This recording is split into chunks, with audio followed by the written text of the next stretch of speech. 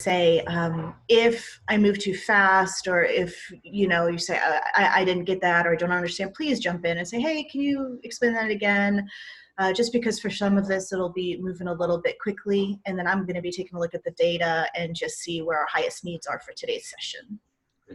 And Meredyth, let me just step in, for very quickly. So, hey, Alan Selis here, CIS for Career Technology Education, working at CMO. Thanks all for joining us.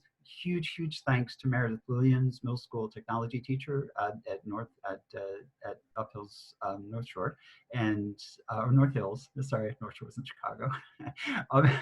at Uplift North Hills. I'm delighted to have, and I'm so proud of how much knowledge we have in this network. So glad to learn with you. One quick thing, I'll be keeping my eye on the chat box if you have any messages you'd like to get to me. And I've also made it a practice to start our videos by saying anything that I'm very sensitive to proper conduct and online etiquette. I'm starting all my videos by saying if there's anyone that doesn't belong here that you know about, let me know and I'll exclude them. If there's anything that's harassing or inappropriate, please let me know and I'll exclude that party. Otherwise, Meredyth, thank you for sharing your knowledge, all yours.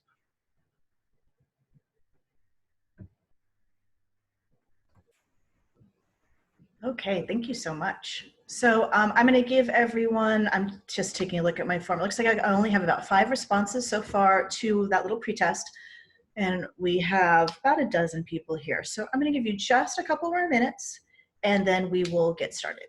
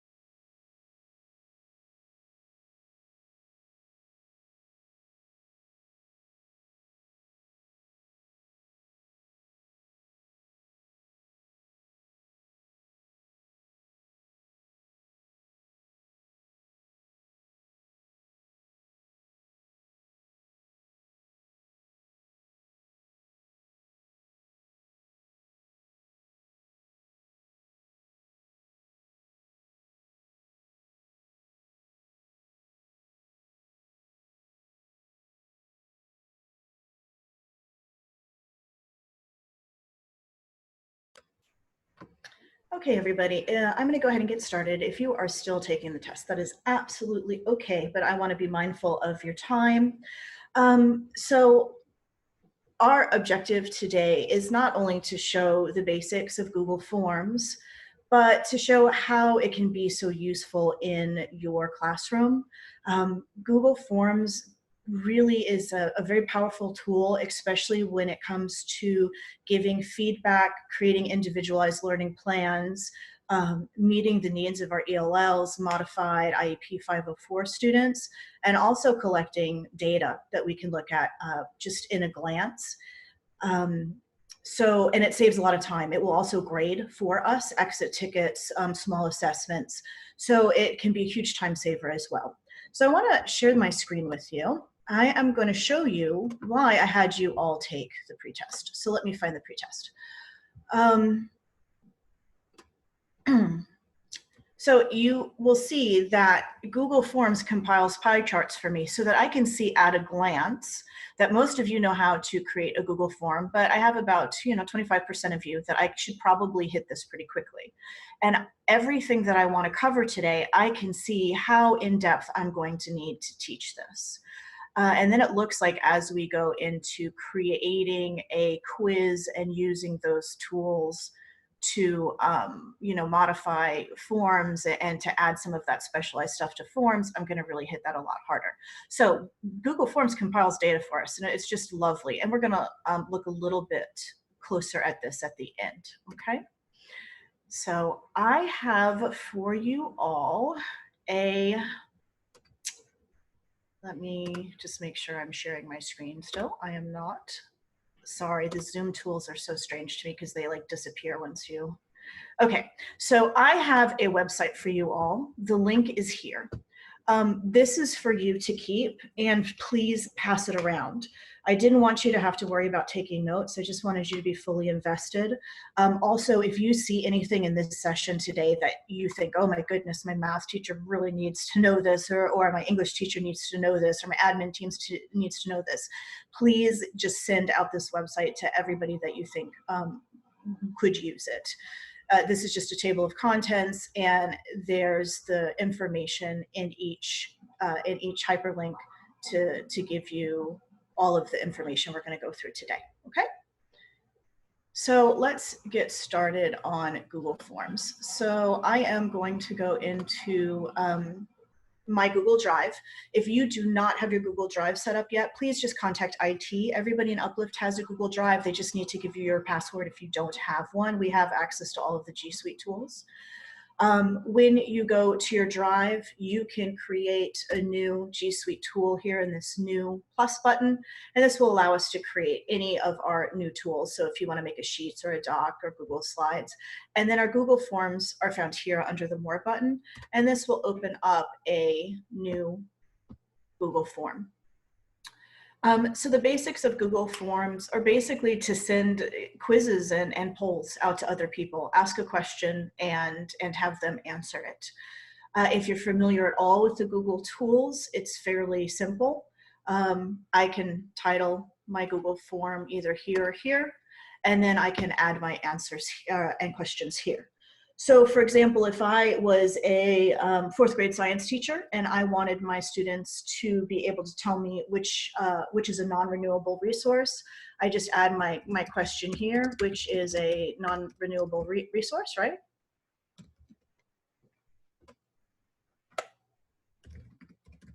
And I'm hoping I'm spelling this nice, or spelling it correctly, probably not. We're going to pretend that I know how to spell. Okay, and then I can choose which answer choice I want to give my students. So Google is great with multiple choice questions because it will grade it for you if you choose to choose this if you want to change this into a quiz. But you can have your students do constructed response on Google Forms. You can have fill in the blank. You can have them write paragraphs. The multiple choice checkboxes and drop downs are all just forms of a multiple choice type response. It's just in a different format. If you want your students to upload files for you, let's say they do a research paper and you have a series of questions for them, maybe you're a supervisor and you have some questions for them, you're tracking interviews, and then at the end you want them to upload their report, you can do that here. So this creates a question where they have to upload a Google Doc there or any file. You can do a linear scale, which is a poll, like out of 1 to 10, how do you feel about this? So you guys know we get those from Uplift all the time, and that's a linear scale. And then these are just different forms of that. How do you feel about this 1 through 5, 1 through 10? You can also ask for dates and times. Social studies teachers, dates. This is a great way to ask for if you want for them to have knowledge about dates. This is a great way to ask that question. So I'm dealing with fourth graders, right? I have little tiny tots. So I'm going to do multiple choice, and then I can just ask them, is it gas? Is it is it solar? Is it hydroelectric? Whatever.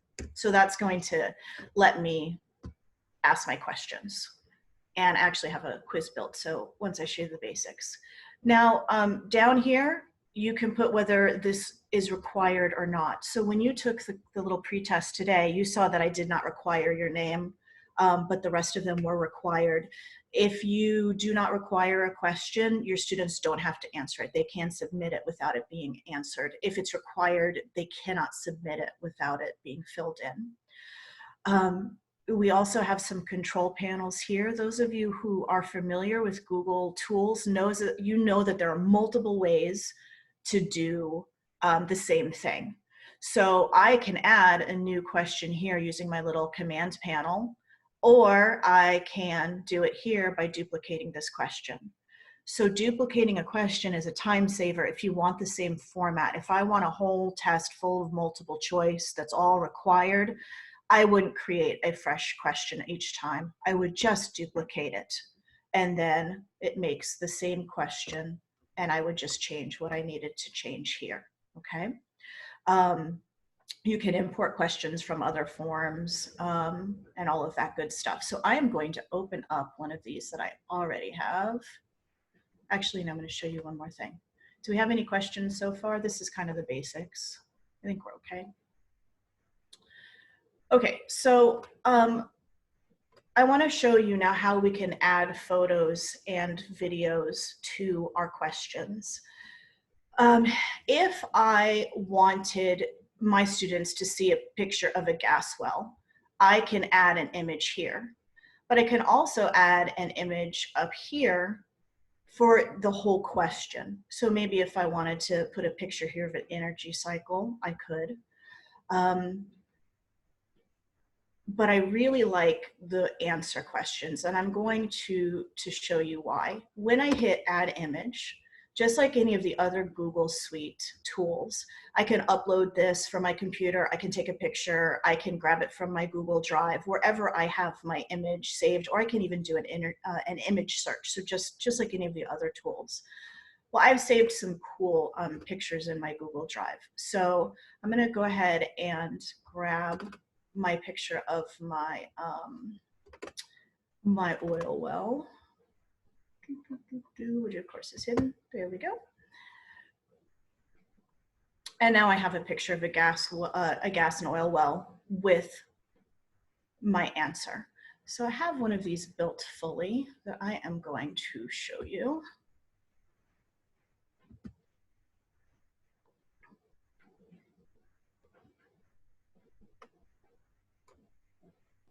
Okay. So you see here that I have a picture for each of my types of non-renewable energy. Now I'm going to take a quick preview of this so I can see a preview of what I've built by clicking my little eye icon.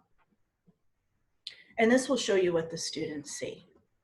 So by adding some pictures, not only is it pretty, like, okay, it's pretty. I know that, you know, some of us just like to make things look beautiful. But this is such a powerful tool for our English language learners, okay? If I had a picture of a hydroelectric dam here, right? If I only had these responses as just the words, I then as a teacher have to determine if my answer is hydroelectric power. Did my ELL learners, do they really not understand the concept of hydroelectric power, or are they just having a vocabulary problem that they just couldn't remember the word? By adding a visual cue, I now know whether my ELLs know the concept or whether they don't, because they have that visual cue. It also helps in language acquisition and concept acquisition for all of our students. So if we're dealing with new concepts, new vocabulary, giving them a visual link will help solidify those concepts in their minds. Adding pictures is really the difference between our ELL learners just forgetting what hydroelectric is and getting an answer wrong, or allowing them to really show their knowledge. So I like the pictures for this. If you have difficult concepts, then add the pictures, okay? And then when I want to go back and say, okay, this looks good, I'm gonna keep working on my quiz, I hit my pencil icon here to go back into my edit view, and then I have that right here. Let's say we're not doing a quiz, we can also flip our classrooms. If I want my students to have homework where they watch a video to gain a concept and then answer some knowledge checks and come into the class ready to go to work on their projects, Google Forms is a great way to do that. I can assign a Google Forms as a homework. If I add a video, which is right here in my control panel, so I can add a video right here, and I just have to search it up on YouTube. So let's say I found a really cool solar energy video. I'm not sure I can find it this way. Sorry, I cannot type in. There we go. Look, this is I've watched it. I love it. This is everything that I want my students to know.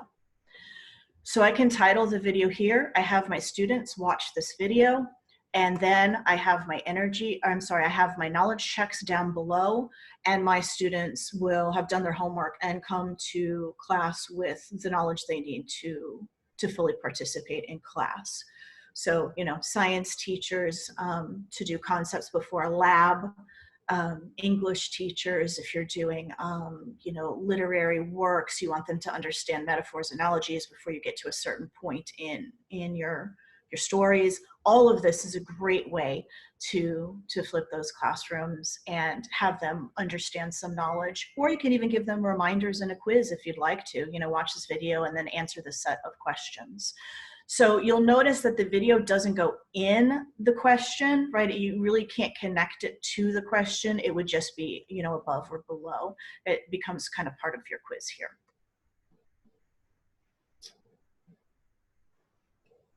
Okay, so you'll notice that on this quiz, I have some multiple choice.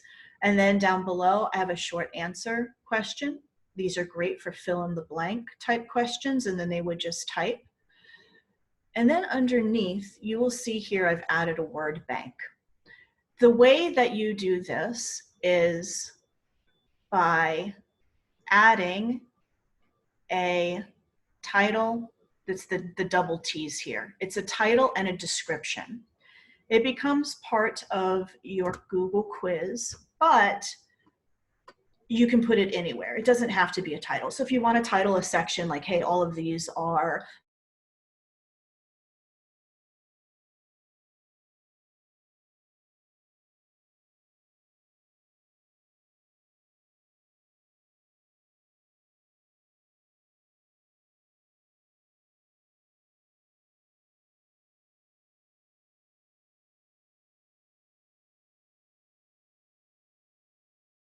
model this, you know, my science quiz A, maybe I know, oh wait, I'm getting a little notice about my internet connection.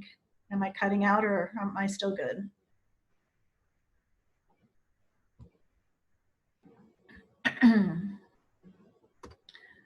Okay, I'm good now. Go back a few seconds. Okay, so when I make a copy of a Google Forms, say I have a quiz all set up, it's beautiful, it's lovely, but I have, you know, a student that has reduced answer choices, I have an ELL student, and I have a student that has to have a word bank.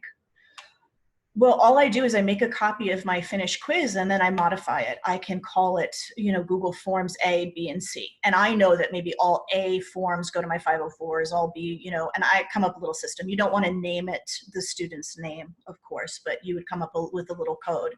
So if I have a student that's modified, reduced answer choices, I just have to take one out. I remove it and it's done. Now they have less answer choices. If I have an ELL student, I put pictures in. I believe pictures are good for all students, but if you want to just give it to ELLs, you can add pictures. If I have a student that is required a word bank, I can use that title. I would just title this word bank, you know, for question 10. And here I could put my word banks. So I would add all the words that they could use for their fill in or anything that their IEPs require could be added here. Even notes, you know, if you have an opportunity for oral, you could put a a description here that says, hey, remember, you need to come see me at this question to tell me your answer. And then your students would remember that they have the opportunity for oral responses. So Google Forms allows you to make those modifications for your students quite easily. Photos, adding your word banks and descriptions, adding videos, these are just such powerful tools to help our students.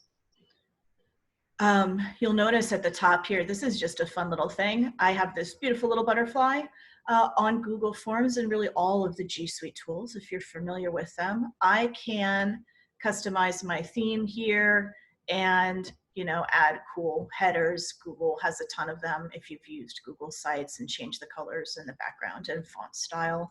I really like, for this one I've done basic. I really like the serif fonts. So the serif fonts are the ones that have the little like feet at the end, and the little, you know, the little swirls, the little finishes at the end of the fonts. These type of fonts are easier for our dyslexic students to read. So if I have any dyslexic students, I always try and pick a serif font. A sans serif font is the ones that just have the straight letters, and that's harder for them to determine, like D's and B's and you know, P's, that type of stuff. So use a serif font if you have dyslexic students. And then of course you can make it pretty or not. That's just a fun thing. All right.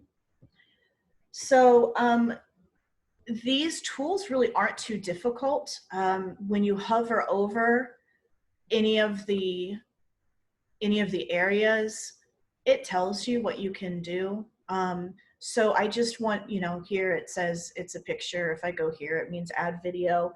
So you can learn, and Elle and I were talking about this earlier, you could really learn Google Forms anywhere, but I want you to know why these tools are so powerful to use in our classroom, okay? So you know how to make a pretty Google quiz, Google form. You can add pictures. You know how to add your different types of questions. Now we're going to get to the really cool stuff. So I'm going to take a quick pause. Just a question in the chat box about integration into Google Classroom.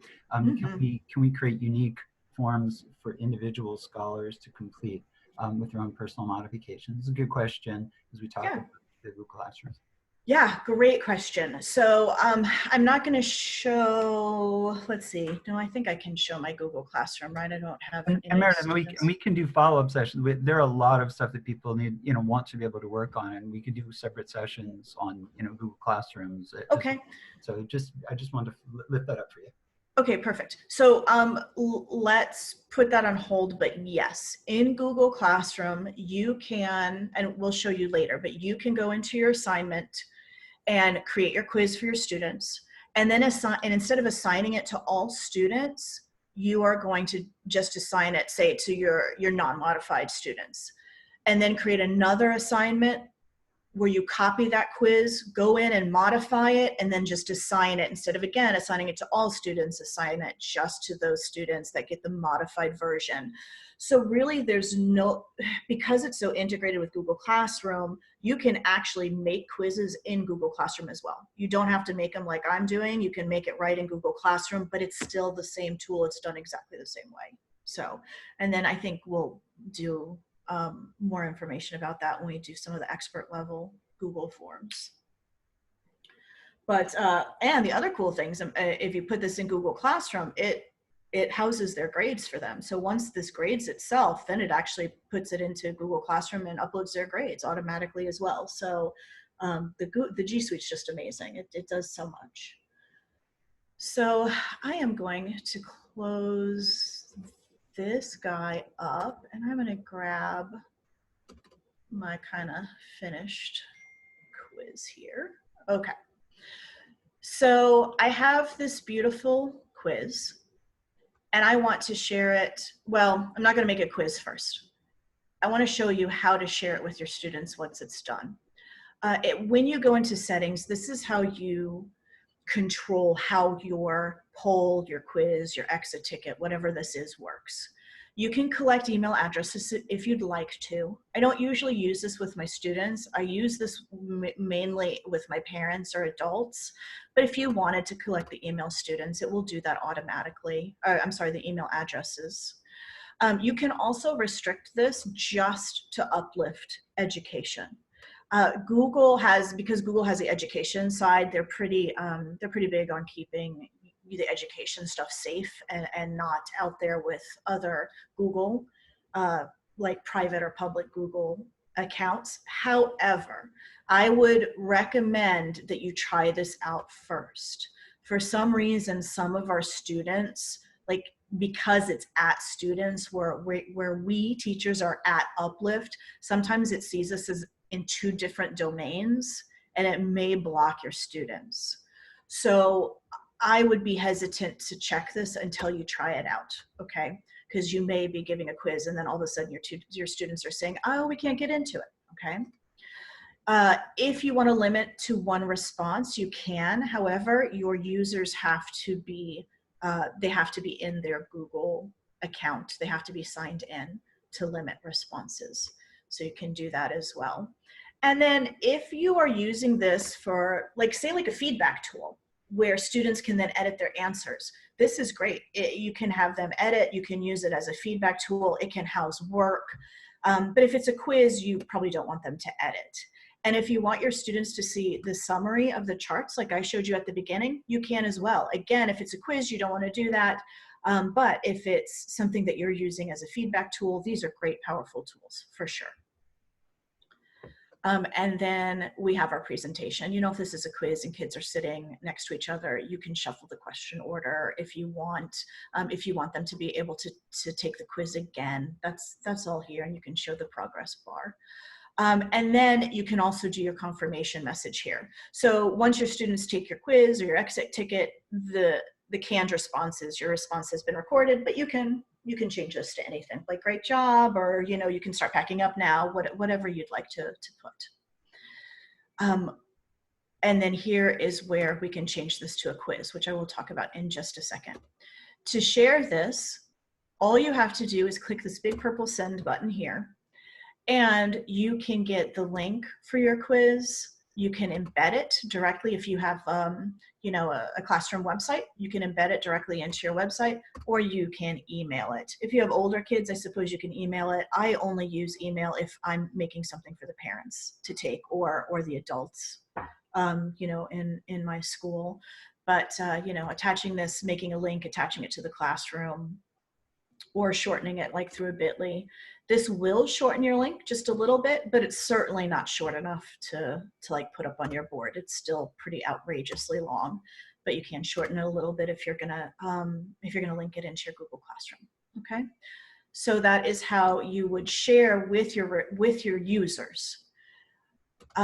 If you wanted to share this with another adult where they're making the quiz with you, you would just add a collaborator. And this gives this to, this allows another teacher full access to your quiz where they can add questions, they can modify, they can help you build it. This is really great if you're doing anything interdisciplinary, or maybe if you want your tech teacher to help you, if you're not feeling really comfortable yet, add your tech teacher. Let them collaborate, and you can work together and build a really powerful quiz or exit ticket yourself. So this is how you would add an adult. Okay, so let's talk about the really, really cool stuff, quizzes, because this is what you all came for. So if I want to make this something that grades itself, that saves me time, I can turn this into an actual quiz. So formative assessments, you know, exit tickets, anything like that. If you are doing exit tickets every day and you have access to, you know, laptop, Chromebook, and you are going home and grading, you know, 165 you know, slips of paper every day, stop what you're doing and start putting all this on Google Forms. This will save you hours and hours and hours of work a week. So I'm going to turn this into a quiz. All I have to do is click my little button here. Now, what locked mode does is, if you are on a Chromebook, this works just like any of our other testing software. it will make it so that the student cannot get off this Google form. They cannot open up a new tab, go into Google and search up the answers.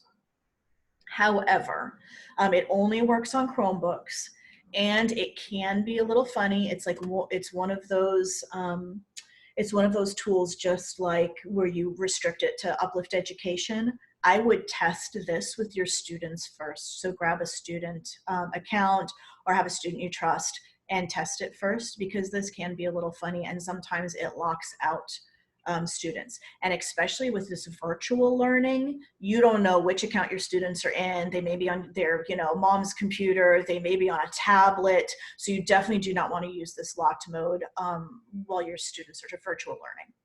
So I'm going to keep that off.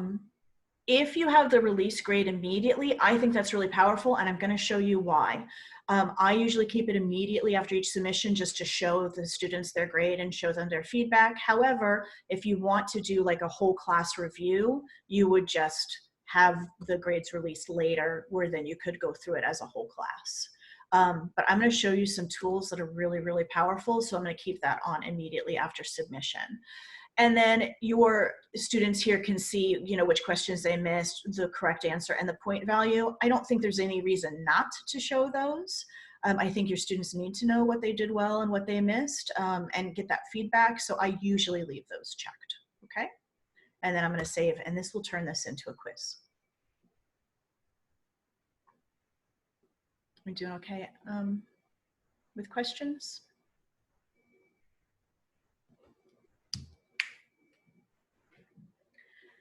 Okay, so when I turn this into a quiz, this gives me some changes. When I click into each question,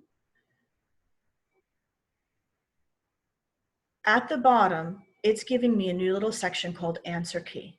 By clicking on this answer key, it's going to send me into the back of my questions where I can assign points, assign the correct answers, and start assigning feedback. Now, if this is an exit ticket, maybe everything's worth 1 point or 5 points. If it's a constructive response, maybe you want to make it worth 10 points. So you do this just as you always do your quizzes. Multiple choice, I'm going to assign 5 points. So this question will be worth 5 points. It's now asking me to choose the correct answer. So the energy that's non-renewable here is going to be gas. I just have to click the correct answer. That if my students click this, they will get the right answer. I can have multiple correct answers if I want to do, sneaky test, and that's fine. Or if there's actually multiple correct answers. But in this case, we only have one correct answer. So if my students get this, they will get their 5 points. Now I'm going to show you where it gets really cool. Adding answer feedback. This is the coolest tool that Google Forms offers. I love it. So if my students get this answer correct, I'm going to skip to correct answer. I can give them feedback. I can say, great job. You're wonderful. How smart you are. Amazing, right? Which is fine, but we could do so much better. Let's say if this student got this right, we now want to extend their knowledge. We want them to take it to the next level. Well, I have an opportunity here to add a link, maybe to material in your classroom, an article, a file that has the next level of information. Or I can add a video. Maybe I want to add a video about solar power, just like I did before. So I can click in this video, find the video I want them to watch. And when they get the answer, they know, and again, you'll have to teach your students that this is how it goes. They can then take it to the next level. You can even, if you don't want to extend their knowledge or you're not ready to move on to the next level for those students, you can just even give them reminders. Great job. You remembered that, oil is made from long dead ancient animals, and that's why it is not renewable. So you can, give them the, yes, you did a good job. You remembered this. Awesome. Here's some extension.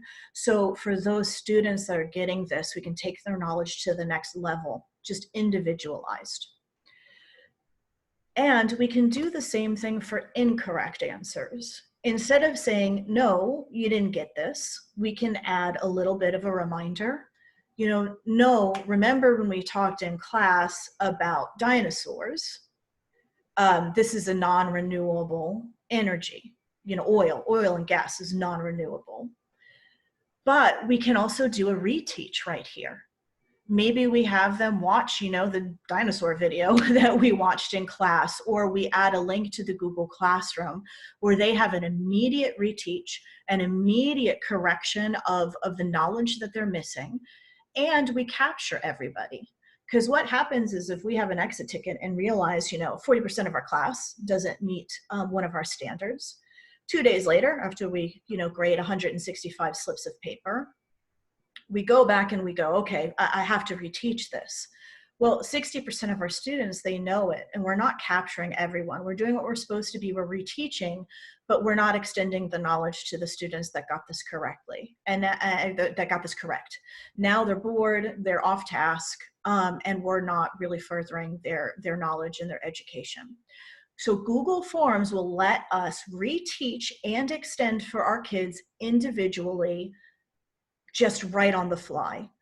And I think that is such a huge time saver and such a powerful tool. So when I say that this tool can save hours and hours, I absolutely believe that. So I'm gonna add, an oil video where I say to my kids, hey, no, you got this wrong. This is why you got it wrong. Please watch this video. And it doesn't have to be a long video. There are plenty of awesome, student-friendly videos that are a minute, 2 minute long. And now, if they get the answer right, they get a little, hey, kudos. And if they get the answer wrong, they can get a reteach.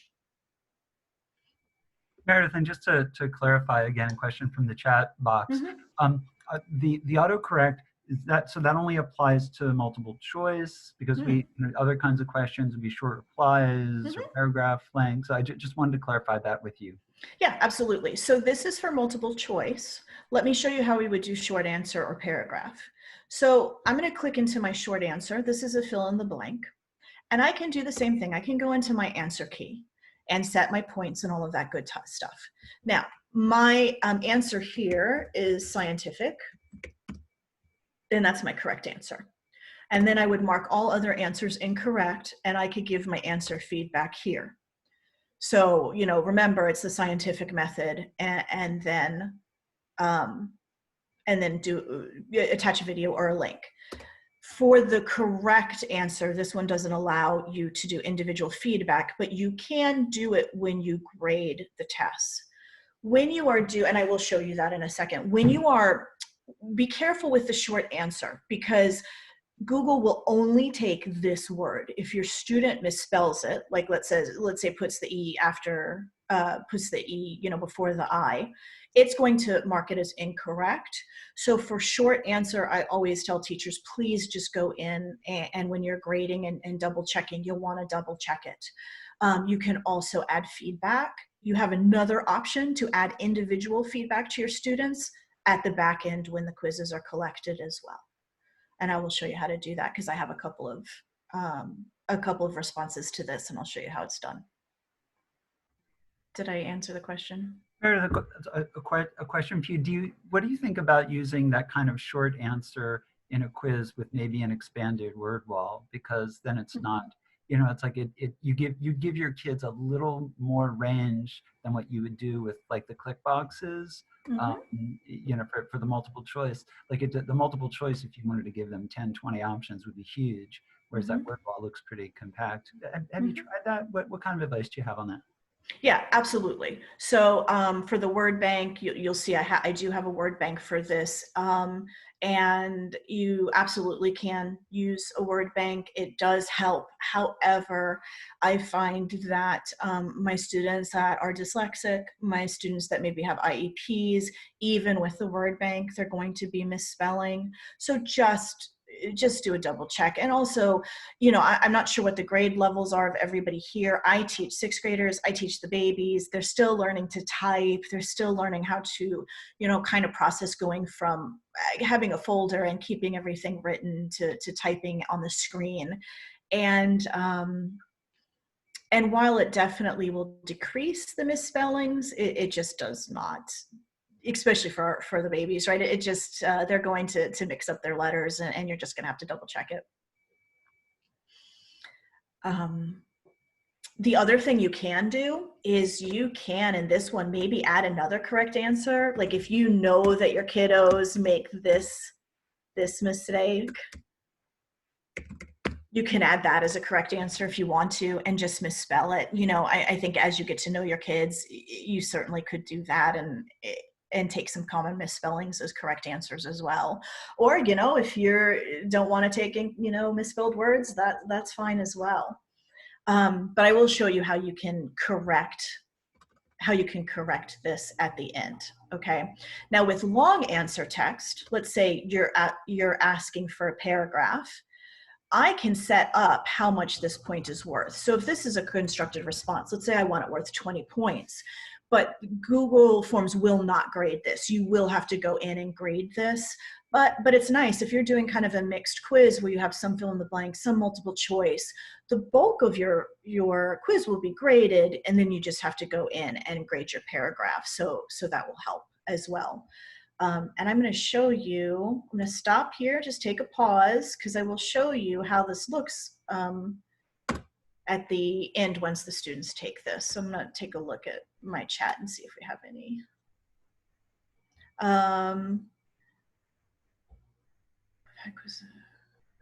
Did not inform who submitted. Oh, okay. So Google Forms will collect.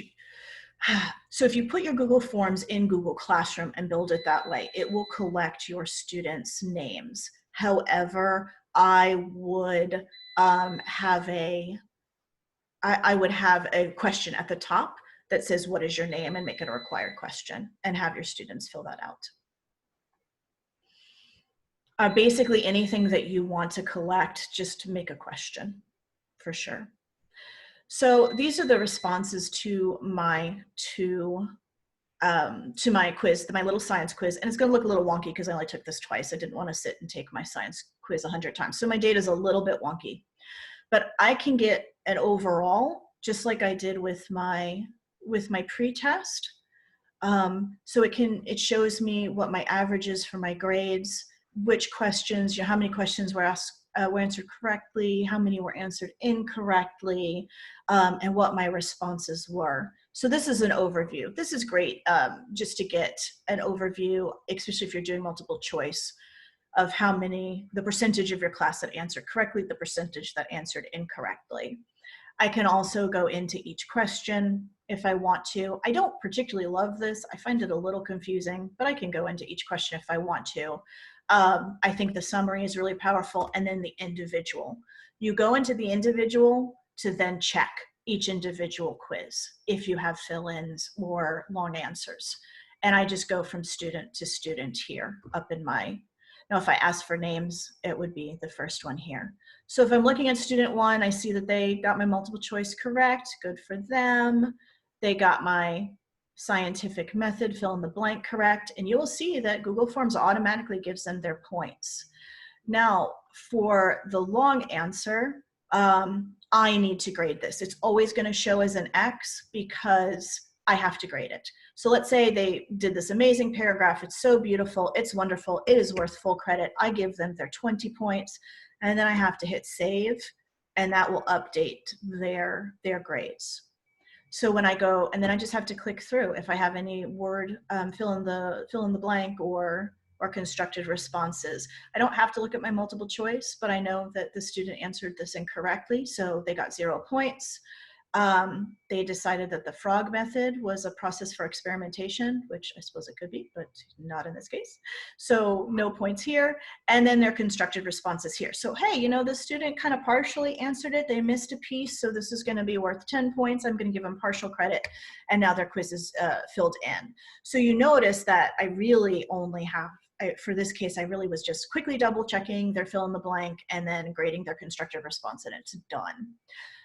If I was giving an exit ticket where it's all multiple choice, I don't even have to check it. It's completely done, and my grades are done. My students have an individualized extension and reteaching plan, and I know at a glance what I need to reteach. So if I look at my responses from my pre-check, because this is probably going to be more valuable, this is what your quiz will look like. I know that 60% of my students want to know how to add a file to a question, right? I know that almost 50% want to know about adding a photo or a video. 80% want to know how to share with others. So this allows me to very quickly look at my data. The last thing I want to show you about data is I can download this as a spreadsheet. This will download as a Google Sheet, but it can very quickly be put into Excel as well, any of the spreadsheet programs. So I'm going to create a new spreadsheet for my data, and it takes just a second and it will pop up. This gives me a timestamp always. Your timestamp is going to be your first column. So this is great if you have like absent kids, or if anybody's doing their work late, you can see just at a glance if it's on time or if it was done late. I have all my students' names. Now in this case, right, it's optional because I didn't need it, but for your students, you could make it non-optional. And I have my spreadsheet. This is the answer to every single question. If I was to make this a quiz, it would also give me the grades. So I could sort this by last name and do my 10 key into PowerSchool in 5 minutes. And I could have all of my kids, their grades put into PowerSchool. I also can sort each of these quizzes, right? Or I'm sorry, each of these questions. So I could sort this to use this data any way I wanted. You know, how many people got this right? How many people got it wrong? I could even look, you know, how did Alan do on his test overall really quickly. I could sort from high to low grades. So again, just a huge time saving and very, very powerful data analysis tool. Okay, I'm going to stop sharing now. And I think I really want to be conscious of your time. I know we covered so much, and I'm going to put up my thing one more time, but I'd like to just take some questions if we have any questions. And I'm going to put up the spreadsheet. I'm sorry, I'm going to put up my website for you one more time so that you can keep that and share it with anybody who needs it.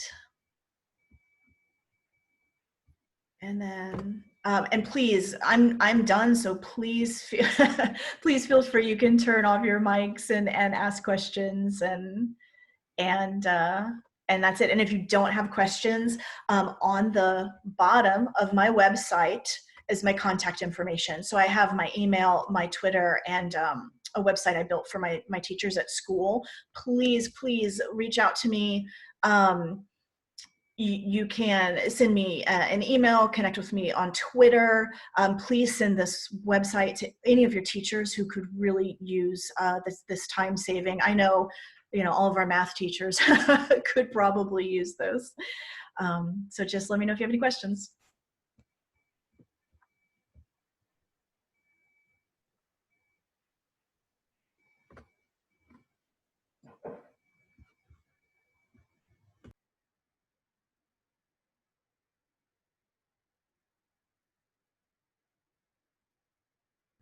Guys, I'm just going to pop in quickly as people are either typing up questions or figuring out if they want to jump in and just sort of, you know, take themselves off mute. Please, please, you know, feel free.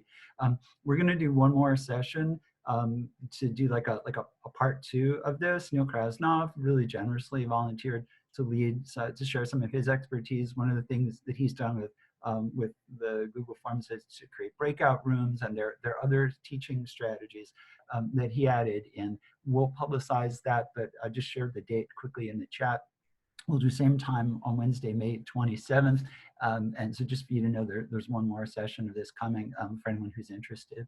And I also, again, just sort of waiting for questions. I want to thank Meredyth. This was like amazing. I totally got to zero in on what I know and got reinforced and what I don't know. And now I need to go practice for myself. So I so much appreciate you for teaching me and teaching us. And please, questions for Meredyth, jump in, you know, take yourselves off mute. Like, this is a time to get real expertise. Thank you. Yeah, absolutely. Also, I wanted to say, I think so much of Google Forms is, hey, I think I got it. And then when you start building it, you go, oh, wait a minute, I have a question.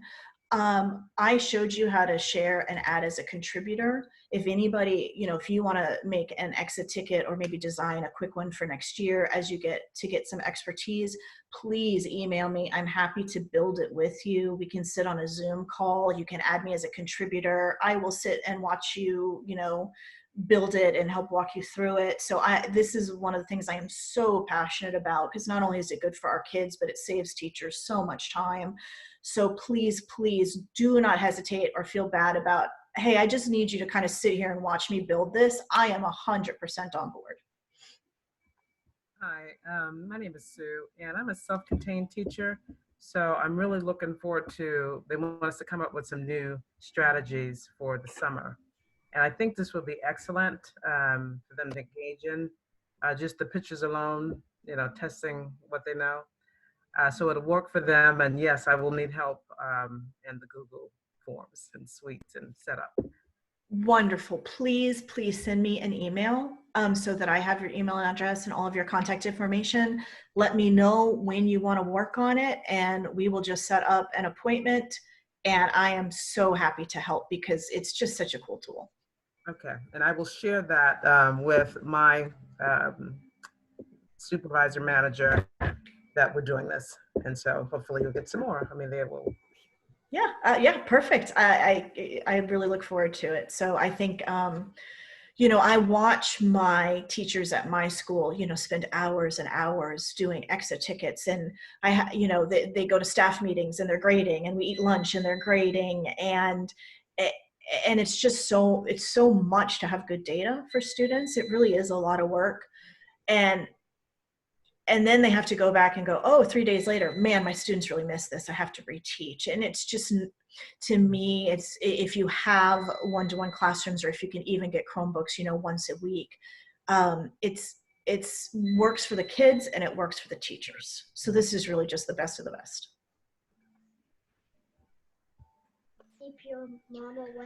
Hey, Meredyth, I just wanted to say thanks. It's been a pleasure to work on this. And this is Neil, for those of you that don't know me. And I'm going to be doing a follow-up session on this. And I've been thinking really hard as Meredyth has been presenting about what you all need.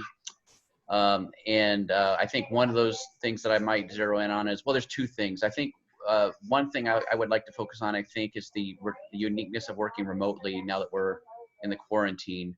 And some of the things that I've used Google Forms for, which are like wellness checks and things like that, as opposed to quizzes. And I think I'm also, and again, I'm just trying to gauge interest. If there's the conditional responses, which there was not a lot of positive responses about your knowledge on those. And that's a way of differentiation that's pretty interesting and exploring. So those are just kind of some things that I might follow up on. But again, I'm just kind of interested to know what people really want to know after this really great presentation on quizzing and other custom tools. So Neil, so let's kind of nail it down here, because I really appreciate that. Just like, in good practice, we're changing the teaching flow based on where we got to and what we need to do next. It's such a pleasure to do it. Conditional responses as a way of, like, as one additional differentiation strategy in addition to the one that Meredyth showed us, is one part. Social emotional checklist for just like wellness checks as part of our social emotional learning. Do you want to do the breakout session, or do you want to do the breakout room piece or not? Well, yeah, I'm just trying to gauge the interest in that. The breakout session has, I guess, some ways limited appeal and application. It's more of a game, and it may not have the kind of interest as some of the more practical topics might have. I like doing it; it's fun, but is that what people want? I'm not certain. Okay, so that's it. We'll talk about that offline, and maybe if you just demo one, and we'll see if people want to do another session. There's so much you can do with this tool. So let's just follow the interest of, like, where our teachers want and and validation is at the heart. It's actually validation in pages or sections of the forms that kind of make the escape game possible, and I can kind of cover those as know-how tools, and then I can show how it works in the game, or I can do a model game. It can go both ways. Yeah, that sounds great. And then Meredyth or anyone else, one last question from Mona about integration between the Google Forms and other platforms like Schoology and ManageBack. And I'm very interested in seeing what you guys think of those platforms too. So Meredyth, you want to tap that, or anyone on the call as far as integrating those forms to other ones? 7th. You're getting ahead of me because ManageBack is on my learning radar, and Mine too. and so yeah, I'd love to know that myself. Okay, great. But I don't know if I'm going to learn that before May 27th. That's okay. We'll learn it together. Okay. Yeah. Okay. So for ManageBack and Schoology, it works well with everything. You would just submit it as a link.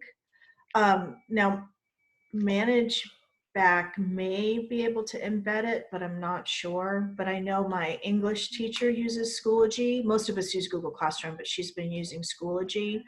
And you would just add it as an assignment and then add it as a link. Great. Thank you, Meredyth.